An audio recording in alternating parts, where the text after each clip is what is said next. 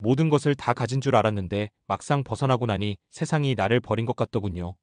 한 전직 경찰관이 남긴 이 말은 단지 그 사람만의 이야기가 아닙니다. 누구나 열심히 일해온 만큼 퇴직 후에는 평온한 삶을 기대하지만 현실은 예상보다 훨씬 차갑고 고립된 순간들로 가득 차 있습니다. 퇴직은 단지 일을 그만두는 행위가 아니라 수십 년 동안 쌓아온 정체성을 내려놓는 일입니다. 경찰, 교사, 공무원, 회사원, 어떤 직업이든 마찬가지입니다.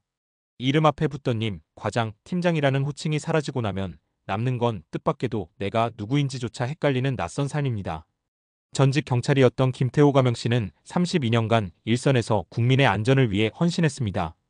정년퇴직을 맞이한 그는 은퇴 후 가족과 시간을 보내고 여행도 다니며 여유로운 삶을 살 줄 알았습니다. 하지만 불과 2달 만에 그의 일상은 완전히 무너졌습니다.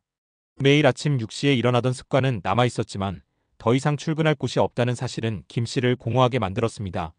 주변 사람들도 어느새 조용해졌고 동료들과의 관계도 자연스레 끊겼습니다. 그는 말합니다.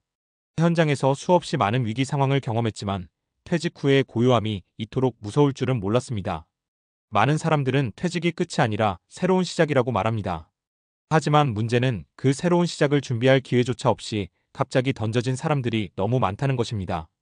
특히 5060대 남성의 경우 일과 사회적 역할이 곧 자존감과 직결되기 때문에 퇴직 후 상실감은 더욱 깊고 위험합니다. 실제로 통계청 자료에 따르면 55세 이상 중 퇴직 후 우울감을 호소하는 비율은 해마다 증가하고 있으며 OECD 국가 중 한국의 고령자 자살률은 여전히 1위를 차지하고 있습니다. 비슷한 사례는 다양하게 존재합니다. 첫 번째 사례는 은퇴 후 3개월 만에 병원을 찾게 된 공기업 출신의 윤상기 가명 씨입니다. 퇴직 후 그는 심한 불면증과 가슴 통증을 느껴 심장질환을 의심했지만 진단 결과는 우울증이었습니다. 그는 하루 종일 아무도 연락하지 않고 어디에도 쓸모가 없는 느낌이 자신을 병들게 했다고 고백합니다. 퇴직 전에 수많은 세미나와 회의를 주도하며 중심에 있었던 그였기에 갑작스러운 소외감은 더 견디기 힘들었습니다. 두 번째는 58세에 교직을 내려놓은 박은영 가명 씨의 이야기입니다. 그녀는 퇴직 후 요양보호사 자격증을 준비하며 새로운 삶을 기대했습니다. 하지만 자격증을 취득하고 나서도 정작 어디서부터 시작해야 할지 막막했고 주변에서는 왜 그런 걸 하냐는 말만 돌아왔습니다. 그녀는 말합니다. 퇴직 후에 뭔가를 해보려 해도 사회가 나를 필요로 하지 않는 느낌이 더 컸어요. 자신을 위한 공부조차 눈치를 보며 해야 했던 그녀는 다시 방 안으로 들어가 조용히 시간을 보내고 있다고 합니다. 세 번째는 30년간 자영업을 하다가 사업을 정리하고 퇴직한 김도영 가명 씨입니다. 김 씨는 드디어 쉬자는 생각에 기대를 안고 은퇴를 맞았지만 6개월 후 가족과의 갈등이 시작됐습니다. 이유는 아빠가 집에만 있어서 눈치가 보인다. 쓸데없이 참견하지 말라는 가족들의 말들이었습니다. 집에서의 위치마저 모호해진 그는 결국 집에서의 은퇴까지 경험하게 됐고 현재는 하루 대부분을 근처 공원에서 보내며 아무 일도 하지 않고 있는 자신을 자책하는 날들을 보내고 있습니다. 이 세 가지 사례는 단순히 우연히 일어난 일이 아니라 우리 사회가 퇴직을 준비시키지 못한 결과입니다. 퇴직 교육은 대부분 퇴직 직전에 형식적으로 진행되며 정작 중요한 심리적 준비나 사회적 연결 유지 방법, 정체성 재정립은 빠져 있는 경우가 많습니다. 이런 상황에서 우리가 진짜 준비해야 할 것은 돈보다도 삶의 구조입니다. 은퇴 후의 삶을 어떻게 설계할지, 일상 속에서 어떤 루틴을 만들지, 누구와 교류할지, 어떤 가치를 새롭게 찾을지에 대한 고민이 더 본질적입니다. 그렇다면 어떤 방식으로 은퇴를 준비해야 할까요? 첫째, 은퇴 이전부터 의도적으로 사회적 관계망을 넓히는 것이 중요합니다. 가족이나 회사 동료 외에도 취미나 관심사를 공유할 수 있는 커뮤니티에 참여해보는 것이 도움이 됩니다. 특히 남성의 경우 관계가 직장에서 끝나는 경우가 많기 때문에 더욱 적극적인 연결이 필요합니다. 둘째, 나만의 역할을 다시 설정하는 일이 필요합니다. 이는 꼭 새로운 직업이 아니어도 좋습니다. 아이들을 가르치거나 지역사회에서 봉사하거나 글을 쓰거나 영상을 만드는 것도 가능합니다. 핵심은 내가 쓸모 있다고 느끼는 경험을 자주 갖는 것입니다. 셋째, 심리적 회복력을 키우는 연습도 중요합니다. 자존감이 무너진 후엔 그 회복이 오래 걸리기 때문에 은퇴 전부터 작은 실패와 불확실성을 견디는 연습을 하는 것이 좋습니다. 이것이 은퇴 이후의 불확실한 매일을 더 단단하게 살아낼 힘이 됩니다. 김태호 씨는 1년의 방황 끝에 현재는 지자체에서 운영하는 노인 치안 교육 프로그램에서 강사로 활동 중입니다. 내가 가진 경험이 누군가에게 도움이 된다는 게 기적 같았다며 그는 웃음을 되찾았다고 합니다. 그 웃음은 누군가에게는 아직 늦지 않았다는 희망의 메시지이기도 합니다. 퇴직 후의 삶은 끝이 아니라 그 사람의 진짜 인생이 시작되는 전환점입니다. 그러나 그 전환은 자동으로 일어나지 않습니다.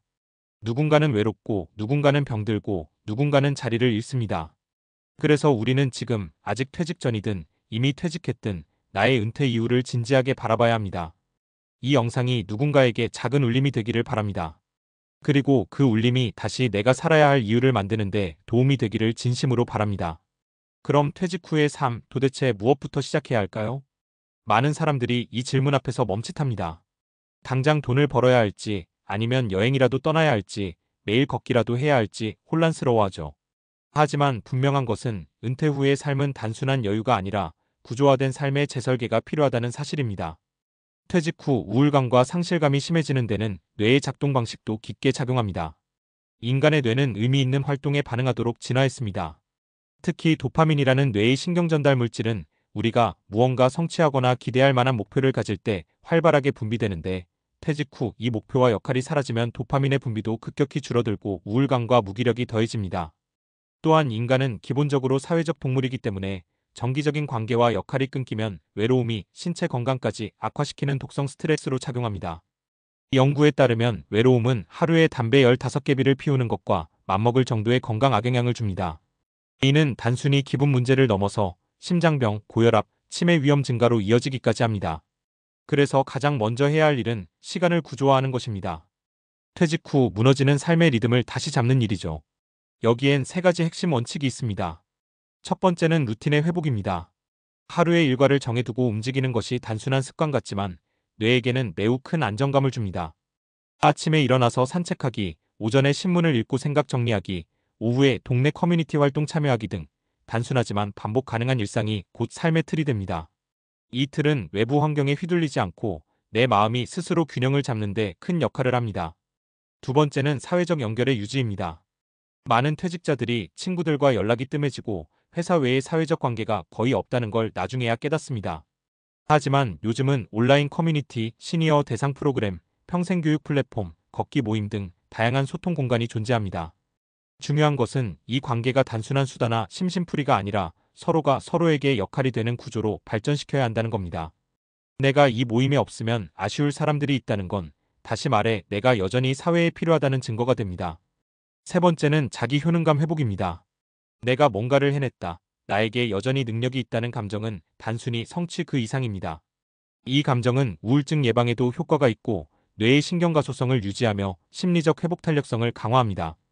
작은 텃밭을 가꾸는 것, 지역신문에 칼럼을 기고하는 것, 유튜브 채널을 운영하는 것, 손주에게 책을 읽어주는 것도 모두 가능합니다. 중요한 건 그 활동이 크든 작든 나 스스로 선택한 것이라는 점입니다. 이런 행동 하나하나가 모여 퇴직 이후의 삶은 점점 살아있는 시간으로 바뀝니다. 삶을 구조화한다는 건 하루하루가 의미 있게 흘러가게 만드는 힘을 만드는 것이고, 결국 그것이 건강, 행복, 그리고 사회적 연결의 핵심이 됩니다. 한 은퇴자분은 이런 말씀을 하셨어요. 처음엔 뭐라도 해야지 하며 걷기부터 시작했는데 걷다 보니 동네 할아버지들과 아는 척도 하게 되고 같이 걷게 되고 그게 일상이 되니 하루가 무너지지 않더라고요. 그렇게 생긴 관계로 지역 마을버스 이용 실태 조사단에 자원봉사를 시작하게 되었고, 지금은 구청에서 어르신 생활제한단의 일원으로 활동 중입니다. 이렇게 다시 내가 필요한 자리가 있다는 게 기적 같다고 웃는 모습은 삶이 다시 흐르고 있다는 강력한 증거였습니다. 퇴직 이후 우리는 2가지 선택지 앞에 놓입니다. 하나는 무너진 채로 멈춰버리는 살, 다른 하나는 작고 천천히라도 나의 틀을 다시 세우며 살아가는 살. 당신이 어떤 삶을 선택하든 늦지 않았습니다. 중요한 건 지금 내가 한 걸음 내딛는 것입니다. 당신의 은퇴는 끝이 아니라 인생의 2번째 챕터를 열어가는 시작입니다. 그리고 그 이야기는 지금, 이 순간부터 써내려갈 수 있습니다.